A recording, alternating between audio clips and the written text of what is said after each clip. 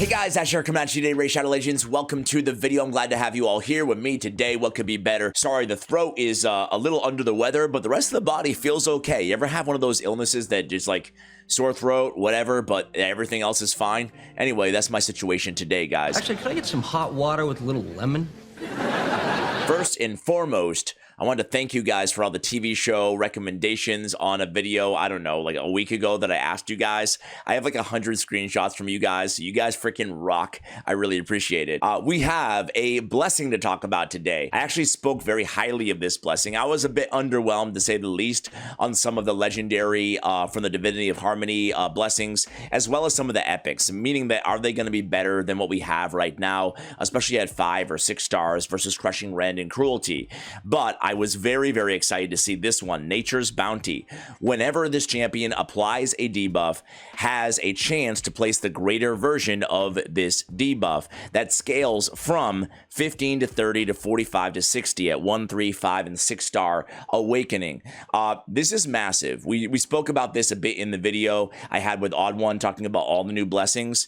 And before I get to 10 rares who I think are going to have insane value, right, increases because of this ability, right? Because of this blessing, especially in Cursed City content, Secret Room content, or just progression, Faction Wars content. I mean, this is going to be incredibly helpful for so many players out there. It's a rare blessing that's absolutely going to be worth getting for a lot of rare champions. And because rares cannot be empowered in this game, hopefully, knock on wood, that happens someday.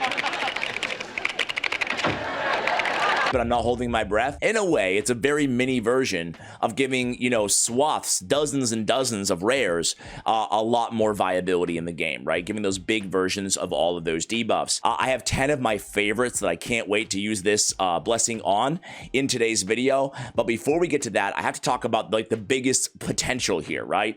And that is the way that this ability reads. Small version to a big version on any debuff, on any champion. It leads me to think that, because right now in the game, there is no big version of poison sensitivity. There's only 25%. But we know in the game code that a 50% poison sensitivity does exist. It's there. It's the big version of the poison sensitivity. So could this mean that every Frozen Banshee, every Lydia, I mean, let me just pull it up right now. Poison sensitivity on Yumi Love, Frozen Banshee, Grave Chill Killer, Petrifia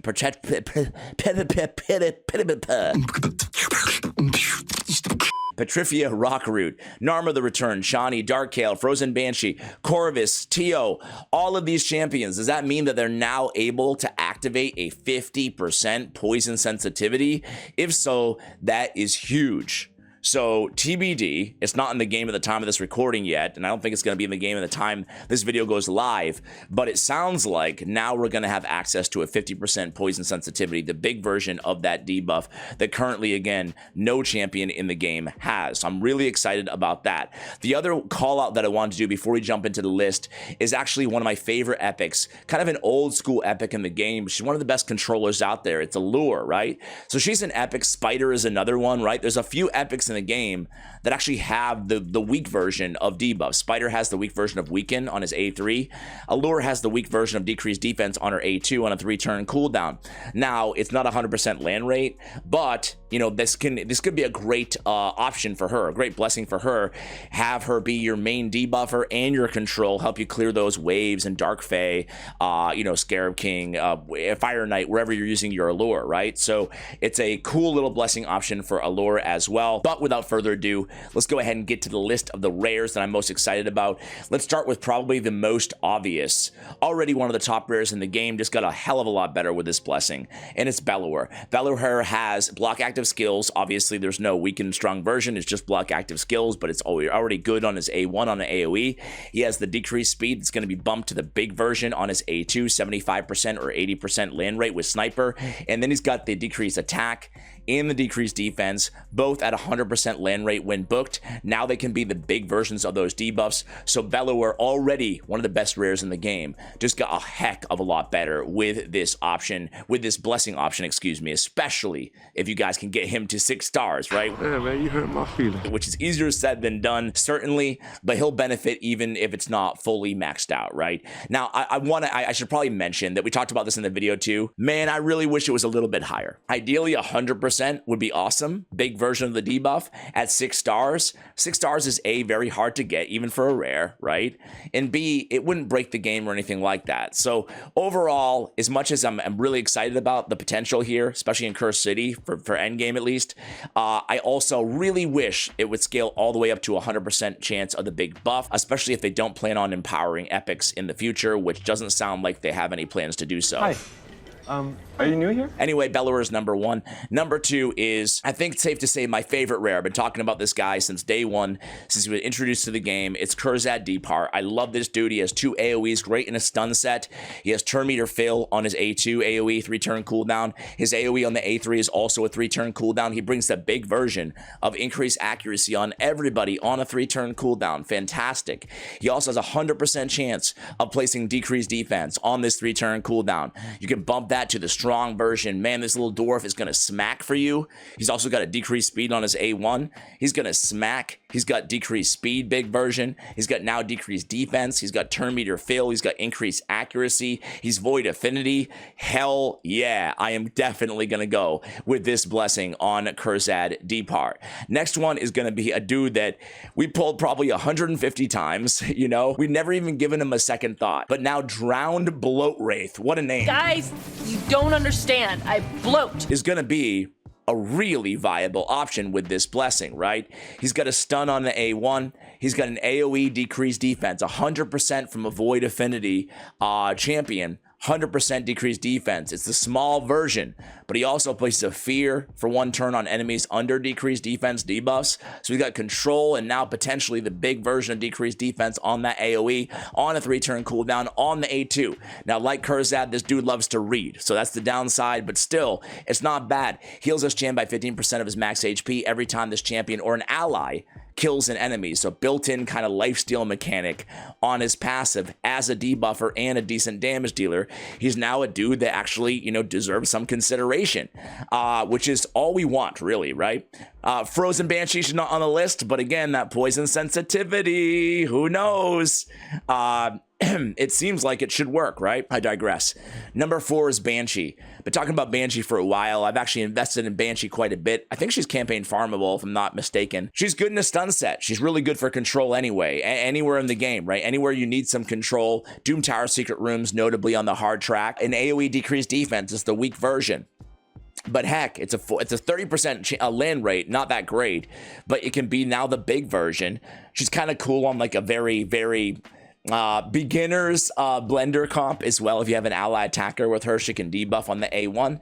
And then she has another AoE on the A2 ability, right? So probably not the best candidate just because the land rate is so low, but it is an AoE on the A1, so you can land the big version decreased defense while landing your stuns when you have a control build on your Banshee. Next up is going to be a high elf.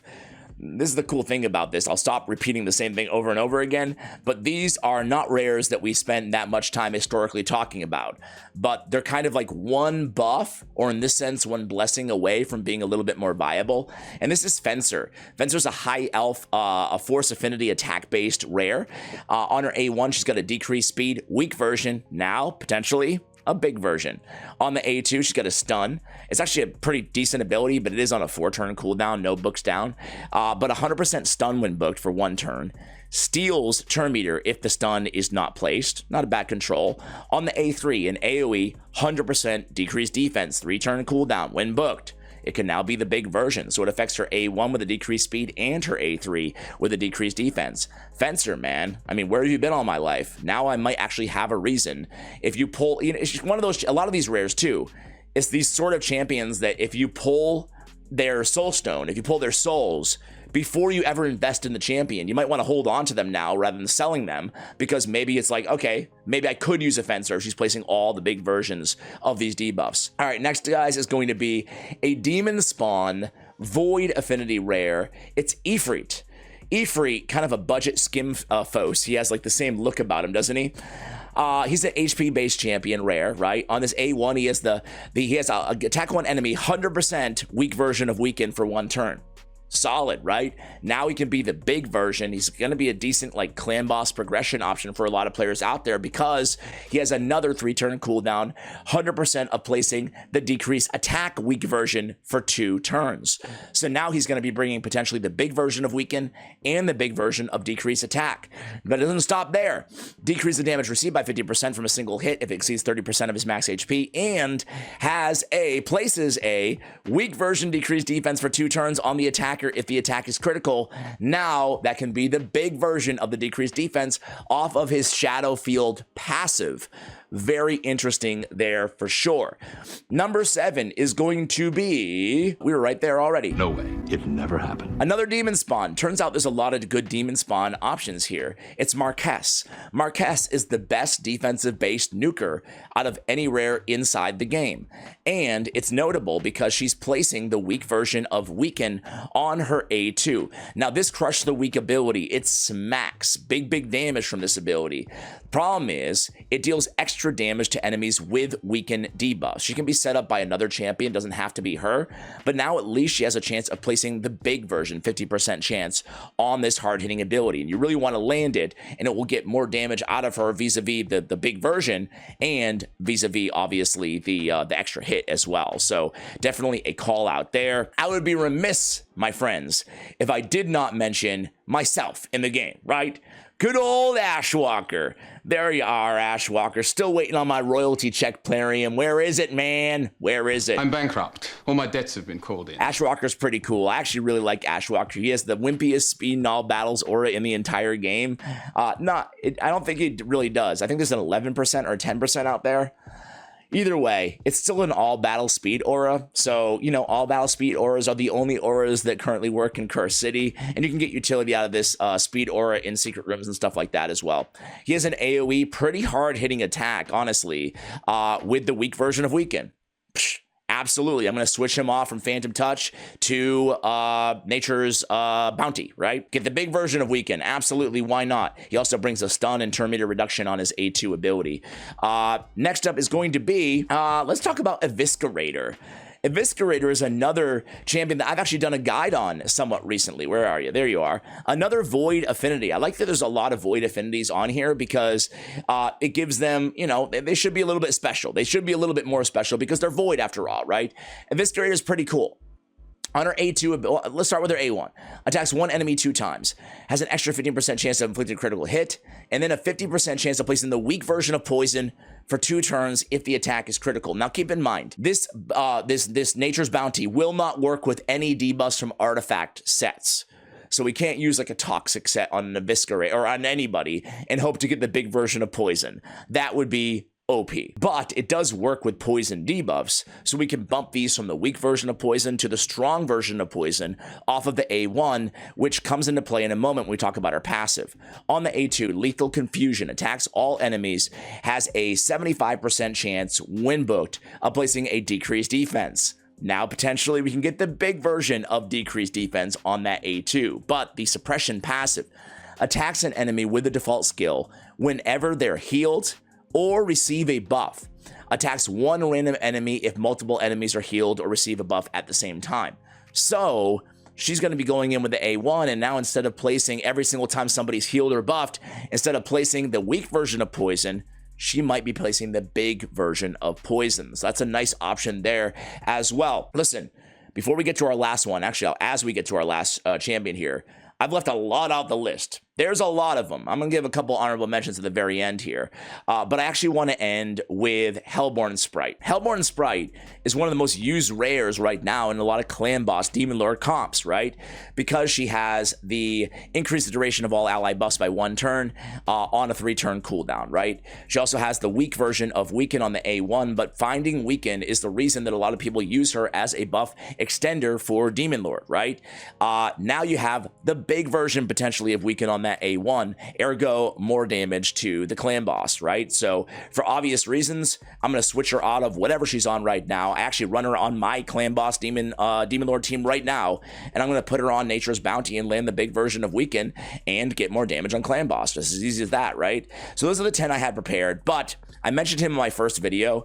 I really love this dude. He's a new rare in the game, and he's Bowsmith Flannan. He's got an AoE decreased speed weak version. Now it's a strong version potentially, and he has a 50% chance of granting an extra turn when this champion places a decreased speed on 3 or more enemies with his A2. So now we have potentially the big version of the decreased speed with an ally attack, with stuns on the A1, with an extra turn ability, right? So just gives him even more viability as a defense-based rare. Who was the other one that I kind of thought of as I was recording? Oh, Little Bulwark. I did a video on him somewhat recently. He was on like the building random teams out of random champions that I pulled from random shards. He has the weak version of Weaken on his A1 as well. Hey, potentially now the big version of Weaken, and he has that amazing punishing defense passive where he's extending the duration of all debuffs on the attacker with his A1 ability. Guys, those are just some of my favorite, possibilities here in terms of rare champions and the whole poison sensitivity conversation as well. Let me know who you're looking forward to utilizing Nature's Bounty on. I keep forgetting the name of the Nature's Bounty on in the comments below. And if you're as excited about this ability as I am, that's it for the video, guys. Thanks for watching until the end. Much love. And as always, take care, guys.